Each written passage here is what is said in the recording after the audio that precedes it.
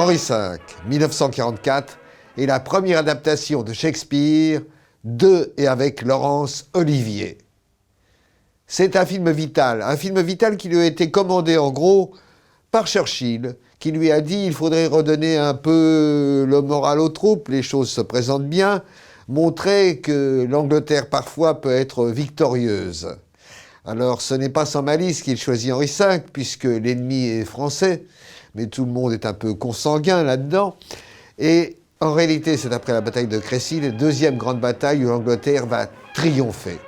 Triompher grâce à un armement nouveau qui avait déjà été utilisé il y a bien longtemps par les Perses et qui va mettre à mal 5 fois plus de Français que d'Anglais.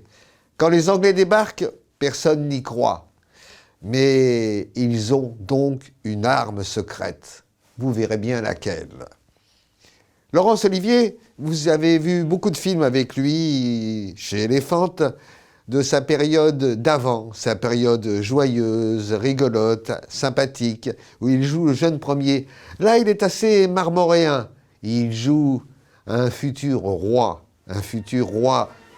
de France, je ne devrais pas le dire.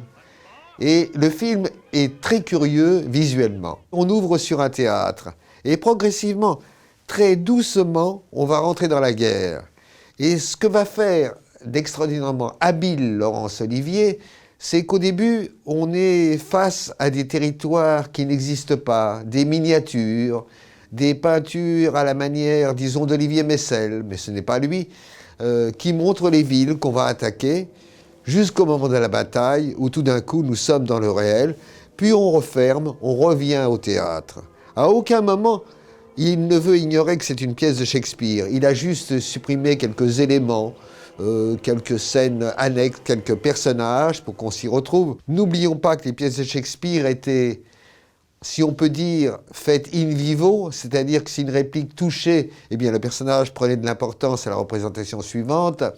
Et ce que nous voyons, c'est les versions définitives de Shakespeare, de pièces qui auraient peut-être continué à évoluer s'il avait continué à vivre. Laurence Olivier est somptueux. Il est admirablement costumé, vous verrez, mais c'est un peu l'époque qui veut ça. À l'époque, les femmes sont plutôt grises, ternes, et les coqs, car on peut dire ce sont des coqs, ce sont les hommes. C'est eux qui ont le rôle principal, c'est eux qu'on voit, lui magnifique en rouge, extrêmement restreint dans son jeu. Il joue donc un futur roi, il joue un futur souverain, donc il exprime le moins de choses possibles, que ce soit ses peurs, ses craintes ou ses joies. Dans un film qui commence donc au théâtre, s'ouvre de l'Angleterre sur la France proche, sur une France qui est représentée comme au Moyen-Âge, et puis tout d'un coup, c'est la bataille. On voit qu'il a vu les films de Eisenstein, on voit qu'il a vu comment on pouvait montrer une guerre dans le réel. Mais ce qu'il fait d'extraordinaire, c'est qu'une fois la bataille passée, on se referme à nouveau, et c'est Leslie Banks qui nous dit au revoir. Êtes-vous content de votre soirée? Car il ne faut pas oublier une chose, c'est que Shakespeare était l'auteur le plus connu du monde anglo-saxon, et surtout des illettrés. Car qui savait lire quand Shakespeare a écrit? Personne, à part quelques nobles. Donc le théâtre était alors un art populaire. On a beaucoup parlé de la confiscation de Shakespeare par les élites. Oui, certes, c'était un auteur populaire. Et même dans les représentations au Far West de scènes un peu osées, on faisait souvent des allusions à Shakespeare que tout le monde connaissait par cœur. C'est peut-être pour ça qu'il y a toujours ce mélange d'humour, de cocasserie, de violence, de féerie, afin de satisfaire, en gros, les enfants du paradis, ceux qui sont là-haut, à la limite du ciel, et qui regardent la pièce de loin. Les décors, il faut en parler, car pour une fois, ils ont une importance fondamentale, sont de Paul Scherif, alias Paul Chouvarov, un de ces immigrés russes blancs, qui eut hélas une courte carrière, ça s'arrêtera en 1960, ça commence en gros avec ce film, un précédent d'Anthony Asquith. Il fera par exemple Le Corsaire rouge et sera toujours flamboyant, très ballet russe en somme.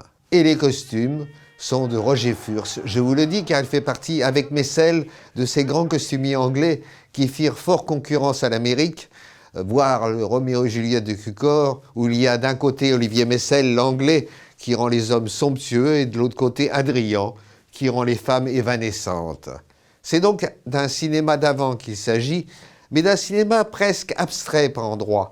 C'est-à-dire qu'on peut passer d'une scène tout à fait réaliste, tout à fait quotidienne, avec la cour assemblée, et puis tout d'un coup, on panote et on voit une ville représentée presque comme au Quattrocento. C'est la prochaine ville qu'il faut conquérir, la prochaine encore, et les Français se rient, car ils sont 5 fois plus nombreux, ils sont 5 fois mieux armés. Que sont venus faire ces Anglais? Eh bien, on va le découvrir.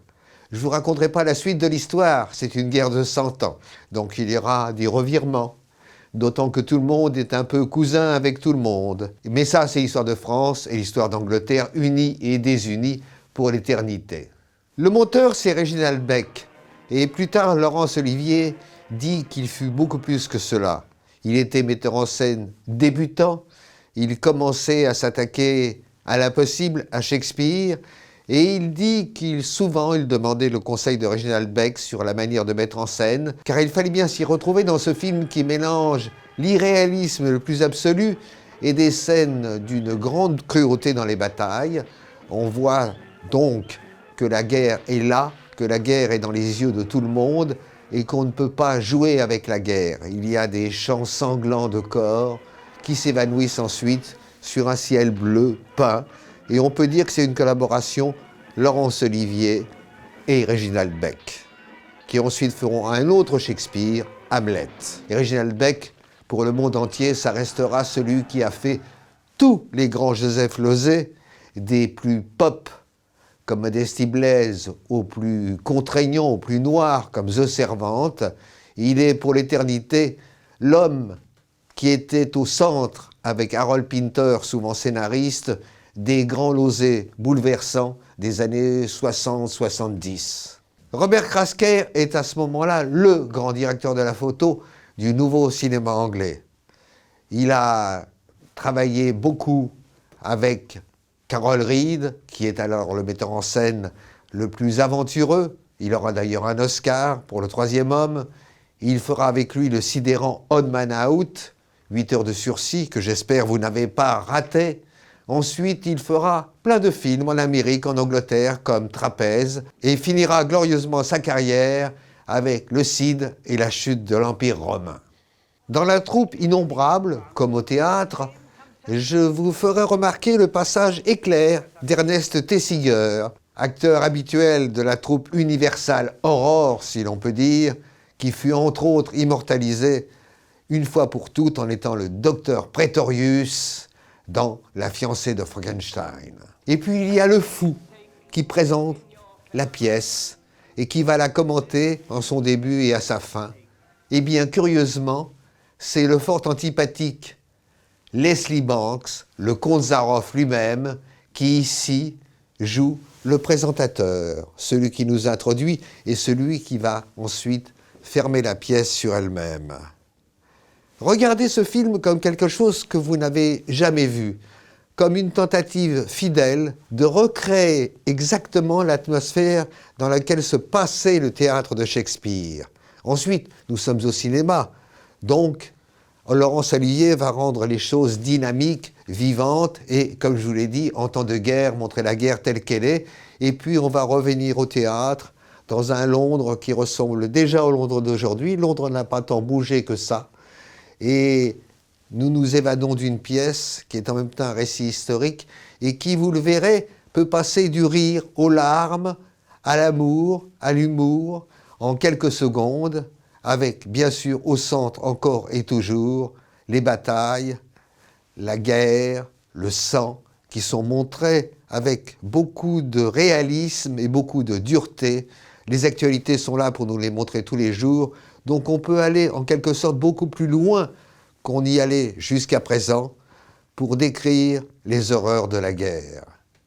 Et devant, un pas vide, Laurence Olivier fait comme si tout cela n'était qu'une question de conquête de la princesse en quelque sorte. C'est Shakespeare.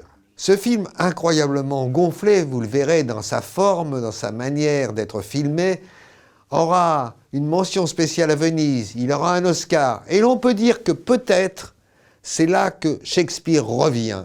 Car ensuite, quand il y aura d'Orson Welles à Kenneth Branagh, à Kurosawa, tous les grands films shakespeariens, c'est peut-être bien parce que Laurence Olivier a ouvert la porte en disant « Prenons Shakespeare, essayons de voir ce qu'on pourrait en faire de différent au cinéma, en respectant le texte, mais en essayant d'utiliser ce médium nouveau qui est là, le cinéma donc, pour faire autre chose. » Tous les films shakespeariens qui viendront ensuite, en quelque sorte, sont des concurrents directs de ce qu'a essayé, de ce qu'a réussi à faire Laurence Olivier.